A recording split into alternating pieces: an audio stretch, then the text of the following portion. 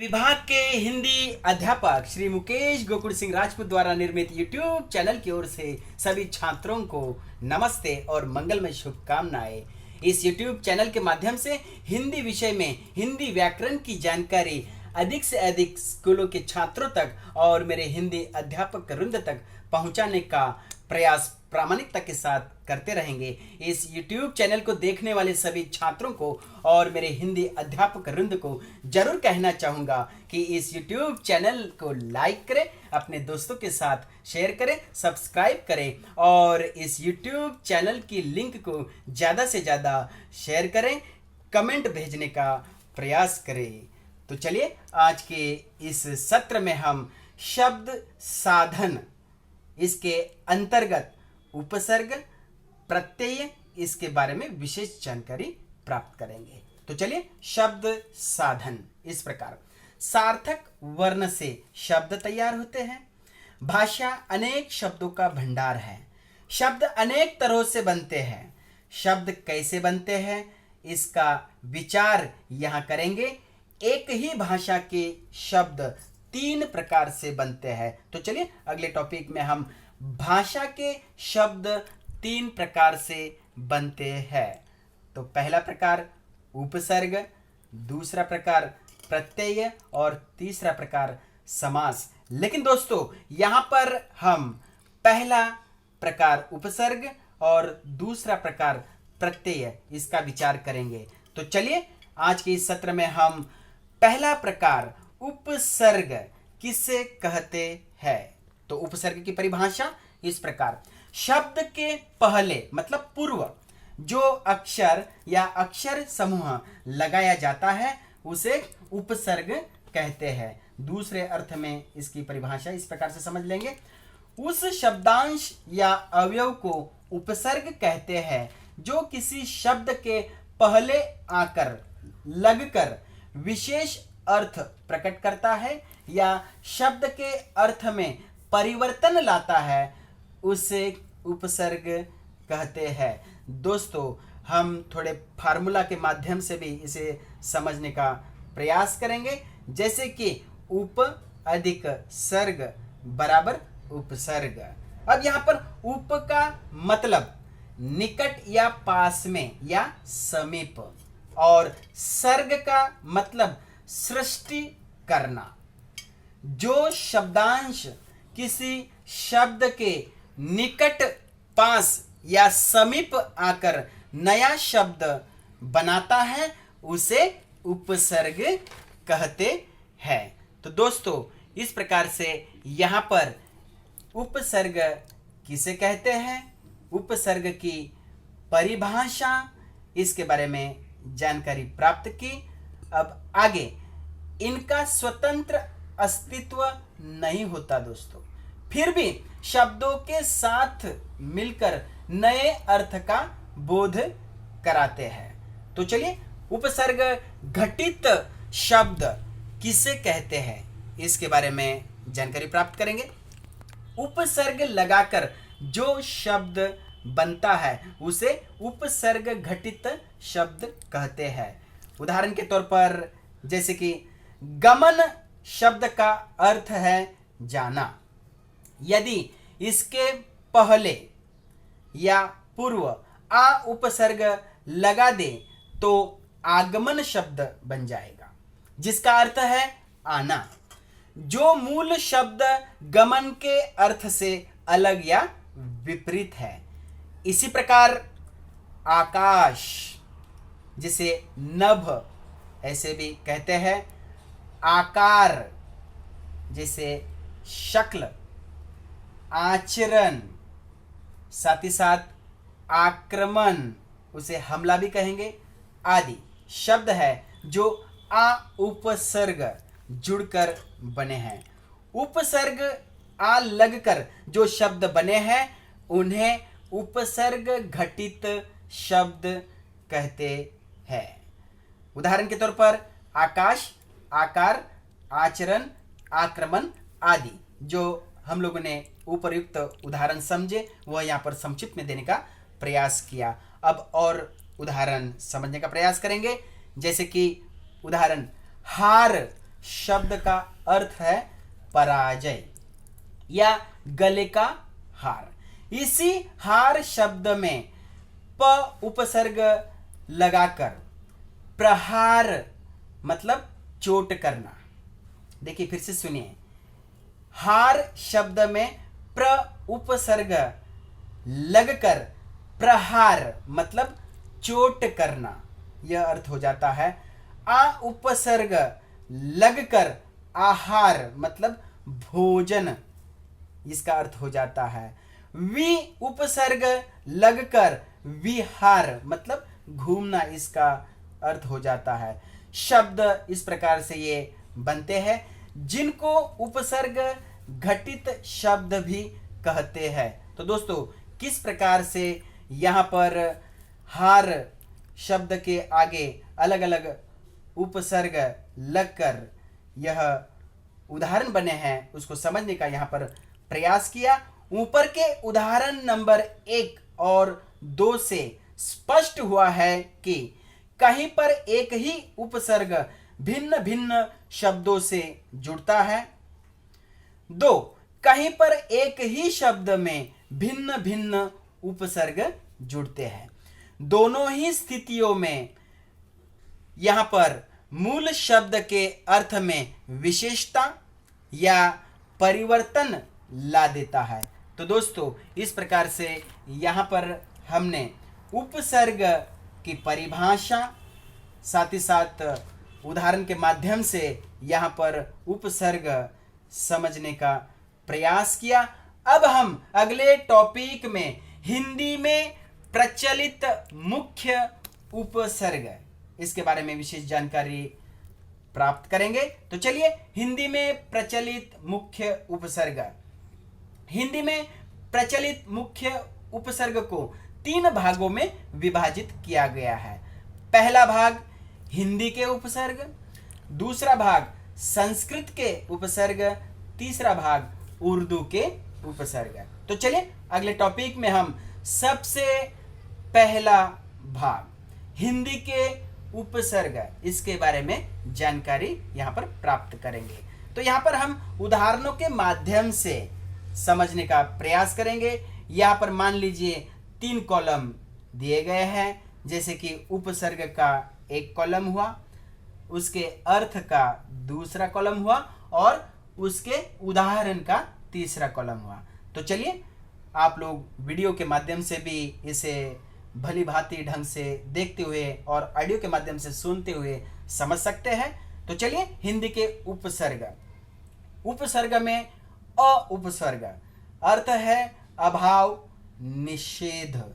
उदाहरण इसके इस प्रकार, अचेत, अछूता, अथाह, अपार। तो देखिए दोस्तों किस प्रकार से अ से अचेत, अछूता, अथाह, अपार यह उपसर्ग बने हैं। वैसे ही बारी बारी से अब हम उपसर्ग के उदाहरण सुनने का, समझने का प्रयास करेंगे। जैसे कि उपसर्ग अध, अर्थ है आधा। उदाहरण इस प्रकार, अधपका, अधमरा, अधकचरा। तीसरा उदाहरण उपसर्ग है अन, उसका अर्थ है अभाव, निषेध। उसके उदाहरण इस प्रकार, अनजान, अनपढ़, अनबन। उपसर्ग है आ, उसका अर्थ है मानो पूरा। इसके उदाहरण इस प्रकार, आकार, आकाश, आधार, आभार आदि। अब यहाँ पर उपसर्ग है उन, अर्थ है कम। इसके उदाहरण 19, 69, 59। उपसर्ग है औ, इसका अर्थ है हीन या निषेध।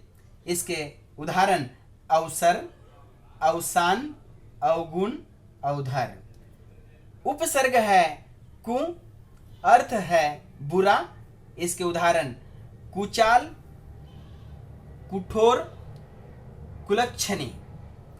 अब अगला उदाहरण उपसर्ग है चो, अर्थ है चार। उदाहरण इस प्रकार, चौकन्ना, चौपाई, चौराहा। अब आगे का उदाहरण उपसर्ग है पर, अर्थ है दूसरा या बाद का। इसके उदाहरण पर से परलोक, साथ ही साथ परोपकार, परहित।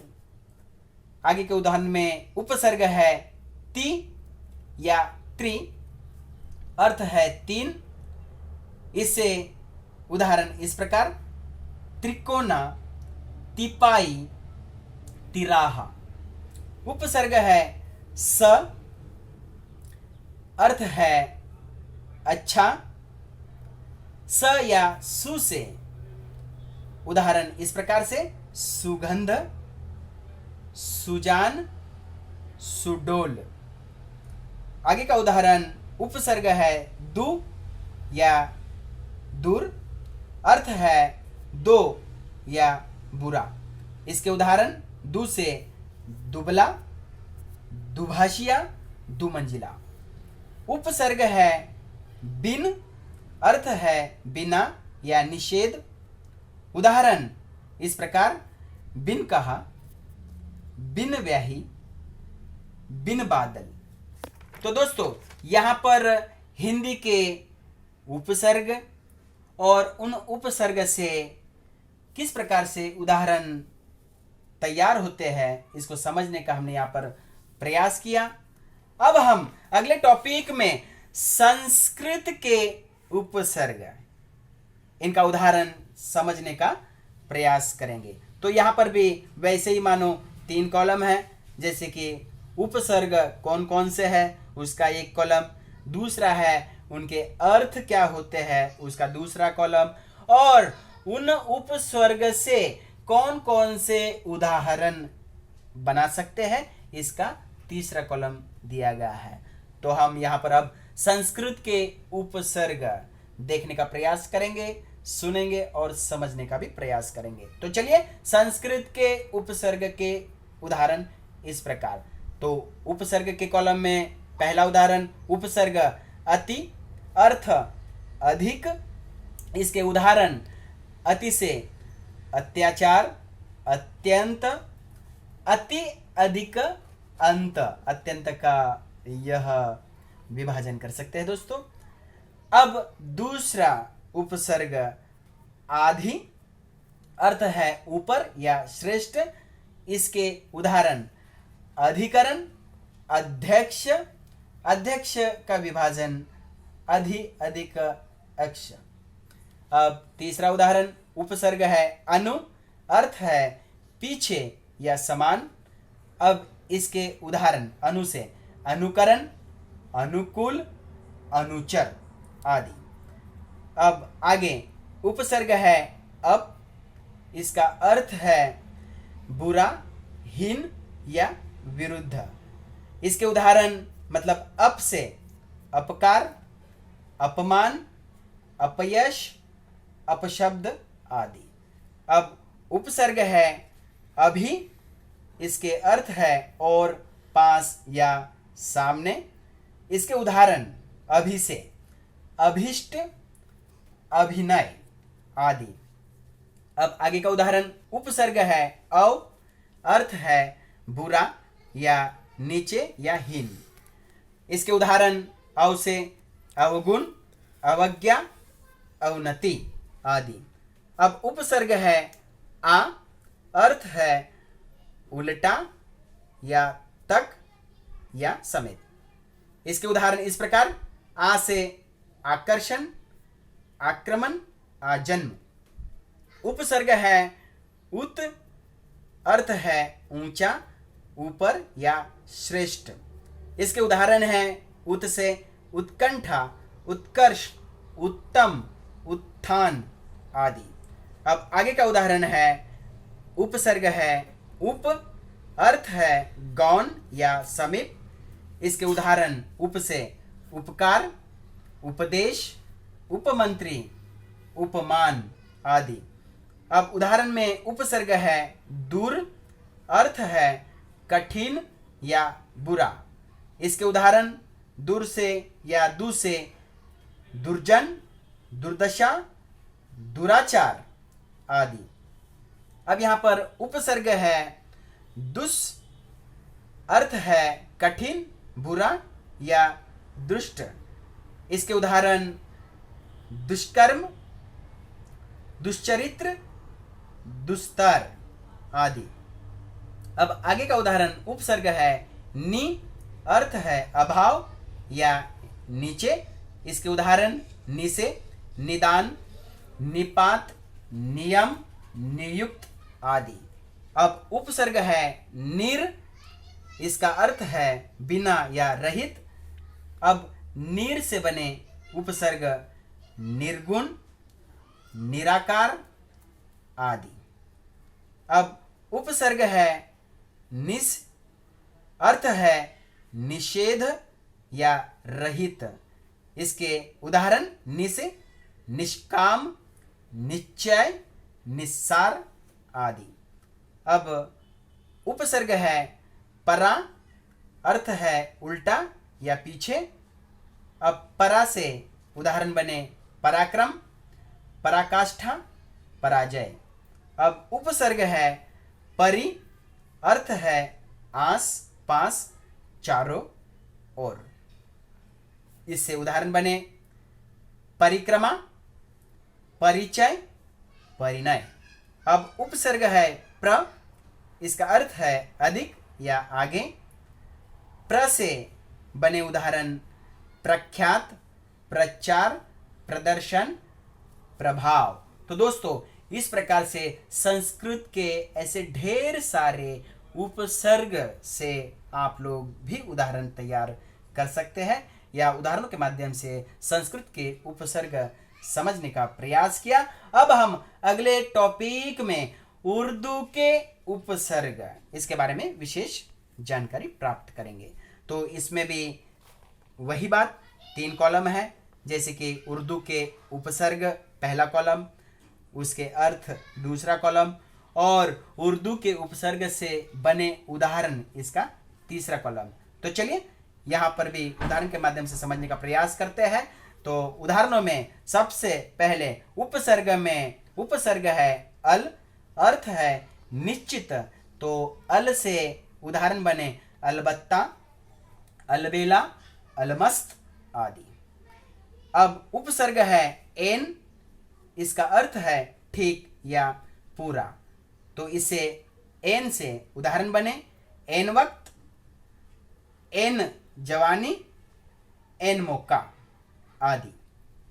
अब आगे का उदाहरण उपसर्ग है कम, अर्थ है थोड़ा या हीन। तो कम से उदाहरण बने उपसर्ग के कमजोर, साथ ही साथ कमभक्त और कम उम्र आदि।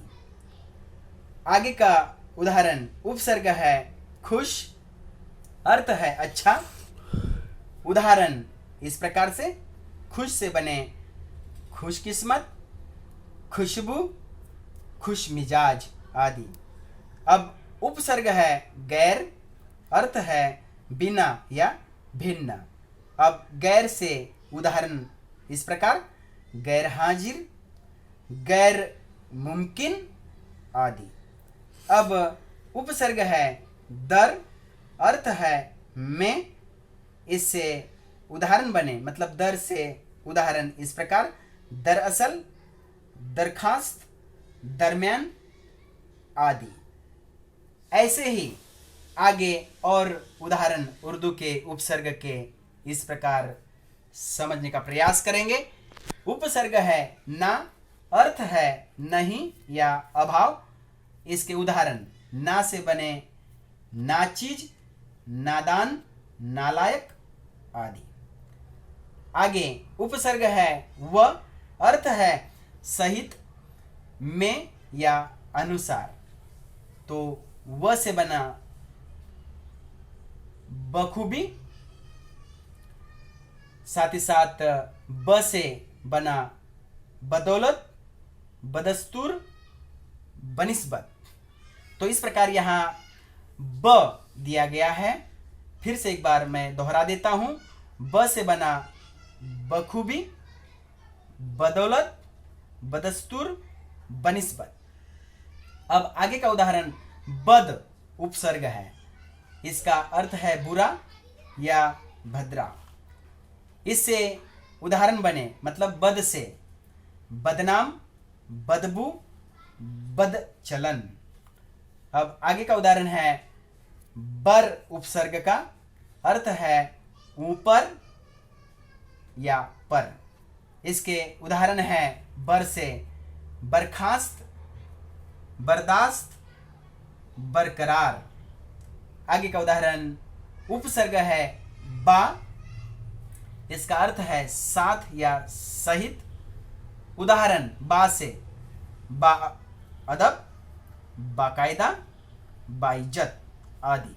अब उपसर्ग है बिला, अर्थ है बिना। बिला से उदाहरण बने बिलाशक, बिला वजह आदि। अब उपसर्ग है बे, अर्थ है बिना। बे से उदाहरण बने बेईमान, बेकसूर, बेचैन आदि। अब उपसर्ग है ला, अर्थ है अभाव। ला से उदाहरण लाइलाज, लाजवाब, लावारिस आदि। अब उपसर्ग है सर, अर्थ है मुख्य। इससे मतलब सर से उदाहरण बना सरकार, सरताज, सरदार, सरहद।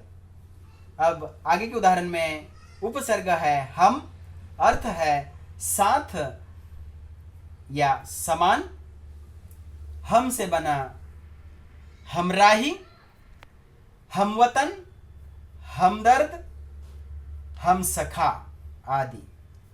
अब उपसर्ग है हर, अर्थ है प्रत्येक। हर से उदाहरण बना हर तरह, हर रोज, हर चीज, हर घड़ी आदि। तो इस प्रकार से यह उर्दू के उपसर्ग के उदाहरण हमने समझने का प्रयास किया। यहाँ पर दोस्तों उपसर्ग की कुछ महत्वपूर्ण बात होती है, वह समझने का प्रयास करेंगे इस अगले टॉपिक में। तो चलिए उपसर्ग की महत्वपूर्ण बात। सबसे पहली महत्वपूर्ण बात, उपसर्गों के साथ जो अर्थ दिए गए हैं यथार्थ में उनके ये ही अर्थ नहीं, व्यवहार के अनुसार और भी अर्थ हो सकते हैं। यह पहली महत्वपूर्ण बात थी। दूसरी बात, हिंदी में अपने कहे जाने वाले उपसर्ग बहुत कम है। तो दोस्तों यहाँ पर आज के इस सत्र में शब्द साधन, साथ ही साथ शब्द 3 प्रकार से कैसे बनते हैं, जैसे कि उपसर्ग, प्रत्यय और समास, इनसे, और उसमें भी आज के सत्र में हमने पहला प्रकार उपसर्ग, इसकी परिभाषा, साथ ही साथ उसके उदाहरणों के माध्यम से और हिंदी में, संस्कृत में और उर्दू में किस प्रकार से उपसर्ग बनते हैं और उपसर्ग की महत्वपूर्ण बात, इसके बारे में विशेष जानकारी प्राप्त करने का प्रयास किया। अगले सत्र में प्रत्यय के बारे में, जो इसका दूसरा महत्वपूर्ण प्रकार है, उसकी जानकारी लेकर आएंगे। तो प्रत्यय की जानकारी प्राप्त करने के लिए इंतजार करते रहिए अगले YouTube चैनल के सत्र में। तो दोस्तों जाते जाते सत्र के समापन में फिर से एक बार कहना चाहूँगा कि इस YouTube चैनल को जरूर लाइक करें, अपने दोस्तों के साथ शेयर करें, सब्सक्राइब करें और YouTube चैनल की लिंक को ज़्यादा से ज़्यादा शेयर करें सभी छात्रों को और मेरे हिंदी अध्यापक वृंद को, और साथ ही साथ इस कार्य को आगे बढ़ा रहे हैं ऐसे मेरे सभी अध्यापक वृंद को भी नमस्ते, मंगलमय, शुभकामनाएं।